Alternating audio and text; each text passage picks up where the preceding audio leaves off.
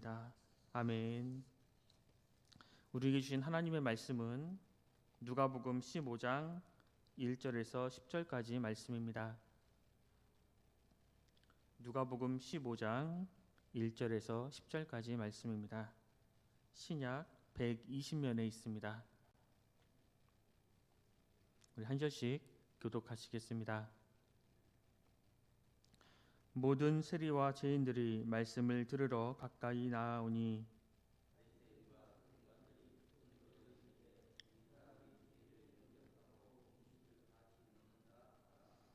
예수께서 그들에게 이 비유로 이르시되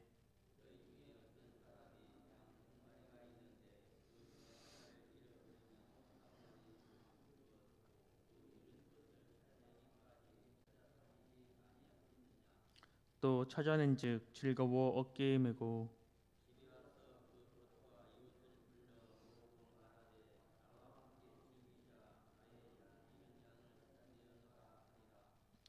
내가 너희에게 이르노니 이와 같이 죄인 한 사람이 회개하면 하늘에서는 회개할 것 없는 의인 99으로 말미암아 기뻐하는 것보다 더하리라.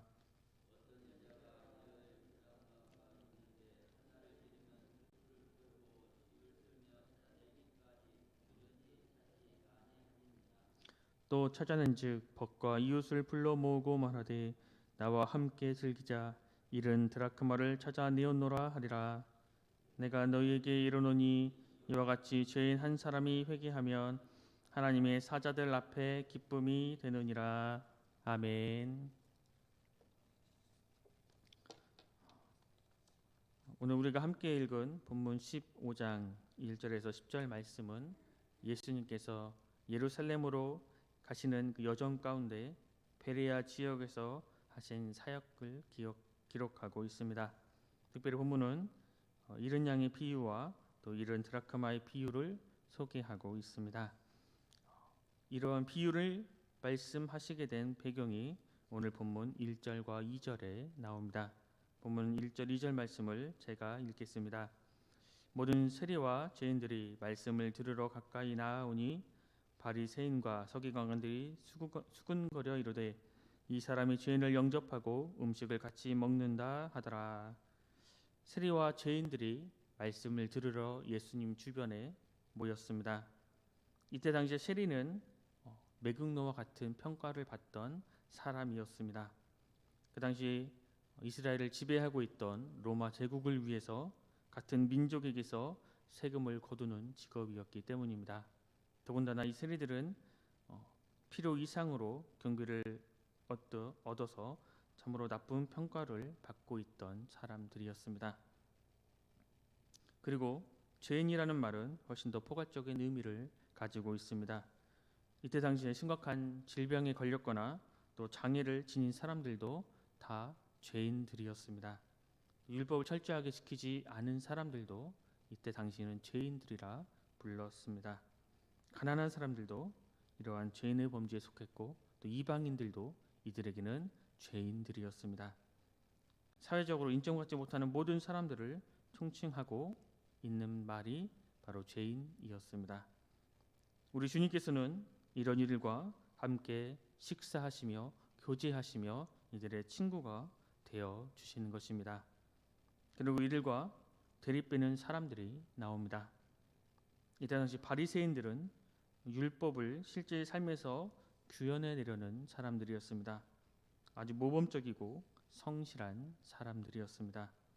서기관들은 요즘으로 하면 신학대학교 교수나 또 겸사나 변호사처럼 신학을 공부하고 또 법을 공부한 사람들이었습니다.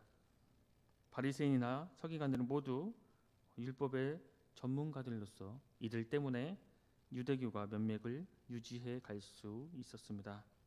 이들은 개인적으로는 참으로 훌륭한 사람들이었습니다. 그렇지만 이들은 율법주의에 갇혀 있었습니다. 바리새인과 서기관들은 율법을 기준으로 모든 것을 판단했기에 그들 눈에 죄인들과 어울리고 함께 식사를 하고 그들과 교제하는 예수님의 행동은 도저히 용납될 수가 없었습니다. 우리 주님은 그들의 생각을 하셨고 또 그들의 문제점을 아셨습니다. 그래서 그들에게 연속해서 세 개의 비유를 말씀하십니다. 누가복음 15장은 이 세 개의 비유가 연속해서 기록되어 있습니다.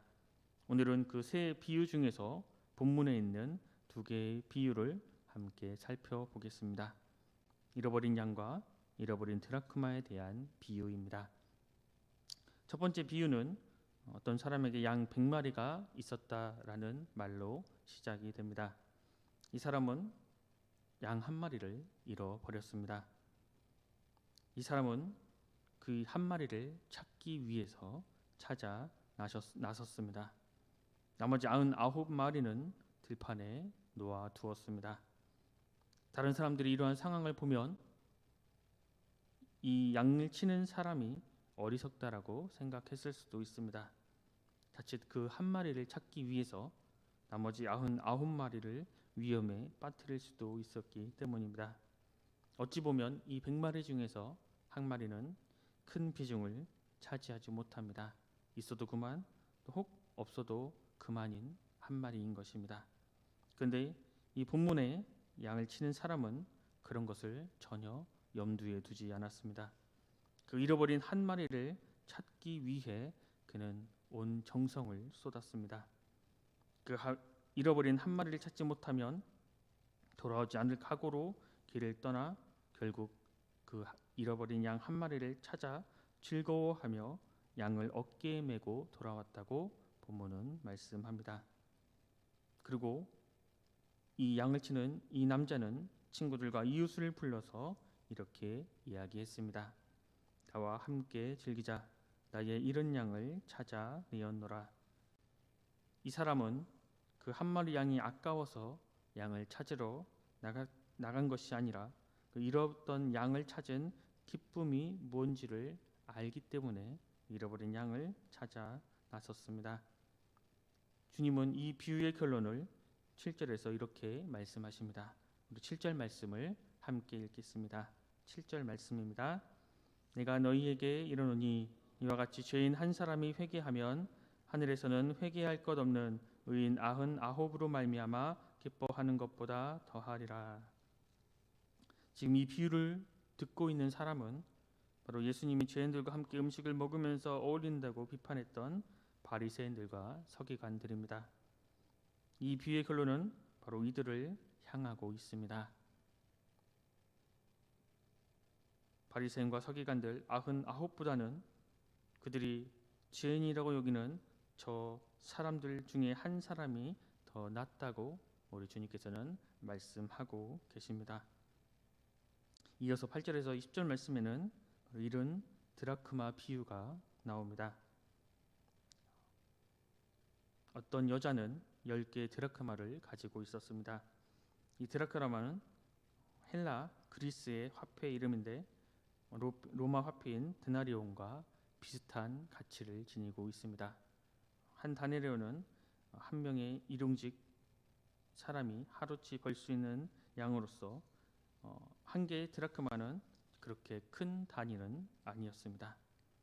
그런데 그때 당시 결혼하기 전에 여자들은 10개의 드라크마를 실로 깨어서 목걸이처럼 만들어 지참했습니다. 그래서 그 중에 하나를 잃는다는 것은 그 전체를 잃는 거나 마찬가지였습니다. 그래서 이 여자는 이 드라크마 한 개를 기어이 찾으려고 수많은 노력과 수고를 했습니다. 당시 집 구조는 창문이 아주 작아서 햇빛이 잘 들어오지 않았습니다. 그래서 등불을 켜고 집안 구석구석을 다 살피며 모든 가구들을 들어 그 밑을 살펴보았습니다. 그리고 드디어 그것을 찾아 손에 넣은 이 여자는 친구들과 또 이웃들을 불러서 그 찾는 즐거움을 함께 나누었습니다. 이 여자는 잃은 드라크마를 찾는 일에 자신의 모든 것을 걸었습니다. 그리고 그 찾은 기쁨을 다른 사람들과 함께 나누었습니다. 잃은 양이 비유에 나온 사람도 그렇게 했습니다. 다시 찾은 이 기쁨을 삶의 축제로 받아들였습니다. 여기에는 경제 논리가 개입될 여지가 없었습니다. 다른 사람이 볼 때에는 그 양 한 마리를 찾은 것, 또 하나의 드라크마를 찾은 것으로 인해서 잔치를 벌이면 오히려 그것이 더 손해인 것처럼 보입니다. 하지만 그 어떤 것과 비교할 수 없는 그 기쁨이 이들에게는 있었습니다. 다른 것과 비교할 수 없는 기쁨만이 이들에게 가득 차 있었습니다. 우리 주님은 이런 드라크마 이 비유의 결론을 또 10절에서 이렇게 말씀하셨습니다. 우리 10절 말씀을 함께 읽겠습니다. 내가 너희에게 이르노니 이와 같이 죄인 한 사람이 회개하면 하나님의 사자들 앞에 기쁨이 되느니라. 첫 번째 비유와 마찬가지로 여기서도 죄인 한 사람의 회개가 아주 중요하게 다루어지고 있습니다. 죄인이 회개하면 하나님이 기뻐하신다고 하나님께서 말씀하십니다. 보통 우리가 생각하는 회개는 자신의 잘못을 인정하는 것입니다. 하지만 조금 더 적극적으로 생각해 보면 회개라는 것은 자신이 죄인이기에 무기력하거나 좌절에 빠지는 것이 아니라 바로 하나님의 절대적인 능력에 절대적으로 의존하겠다는 내 삶의 결단인 것입니다. 나는 죄인이기에 하나님 앞에 갈 수 없고 나는 죄인이기에 아무것도 할 수 없다고 생각하거나 좌절하거나 넘어지는 것이 아니라 나는 죄인이기에 하나님의 절대적인 능력을 전적으로 의존하겠다라는 삶의 결단인 것입니다. 다시 말하면 내 삶의 중심을 자신에게서 하나님으로 완전히 옮기는 것이 바로 회개라는 것입니다. 주님께서는 바로 이렇게 삶의 중심을 나에게서 하나님께로 옮긴 사람들로 인해서 기뻐하신다고 말씀하십니다. 하지만 이렇게 살아가는 것은 말처럼 쉽지가 않습니다. 하나님이 중심이 아니라 나 중심으로 살고 나 중심으로 돌아가려는 것이 바로 우리의 모습입니다. 때문에 우리는 항상 깨어 하나님과 함께 동행해야 합니다. 언제나 우리와 함께 해주시는 하나님을 느낄 때에 우리는 이전으로 돌아가려는 그러한 마음을 다잡고 하나님 중심의 삶을 살아갈 수가 있는 것입니다.